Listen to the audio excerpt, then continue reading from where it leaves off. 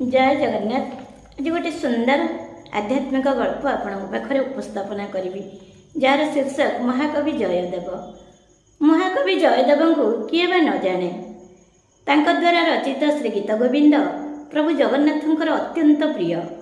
एथिरे स्वयं ठाकुरंकर हस्ताक्षर रही। समग्र विश्वर ये महार्क संपद। तांकर जन्मस्थान को नहीं बंगाली मैंने बहु वाद विवाद सृष्टि करथिले, किंतु से जे ओडिशार कवि प्रमाणित होईछि। जयदेव केवल महाकवि नथिले, महाभक्त थिले। त्रयोदश शताब्दी रे एई महान साधकंक महिमा अपार। पुरी जिले में केन्दुबिल ग्राम जयदेवंकर जन्म। जाति से ब्राह्मण, अत्यंत विनयी, महापंडित, विष्णु भक्त। सदा सर्वदा प्रभुंक नाम गान करती। जपरे तपरे दिन कटे। से श्रीक्षेत्र को आसी एक वृक्ष मूले बसी प्रभु को प्रार्थना करुथांती। किछि वर्ष पूर्वे जड़े ब्राह्मण प्रभु पाखरे अधिया पड़े। तांकर कौनसी संतान संतति नथिले। से भगवान आगे शपथ करथिले जे पुत्र कन्या हेले प्रभु पाखरे दासदासी भाव सेवा करिवे। किछि दिन परे ब्राह्मणकर कन्या संतानटीए जन्म हैला। शपथ प्रकार ब्राह्मण कन्याटी को नहीं ठाकुर को समर्पी देले। प्रभु विष्णु नारायण विप्र को आदेश देले, मु कन्याटी को दासी रूपे अंगीकार करुछि। मोर एक भक्त भारी उदासी श्रीक्षेत्र रे एक गछ मूले बसी, तार नाम जयदेव। ताकू ए कन्या दान कर।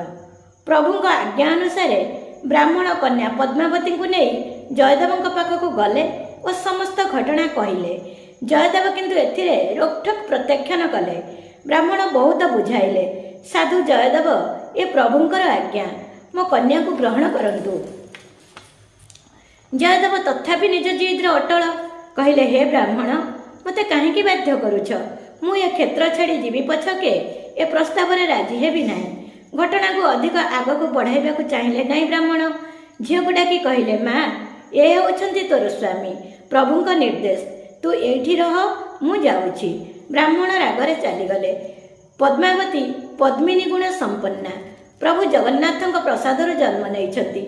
विद्यावती, गुणवती, सती। जयदेव को कांदी कांदी कहला, प्रभुंक आज्ञा रे पिता मते तुमको समर्पी देई गले। एही हिसाब रे तमे मोर स्वामी।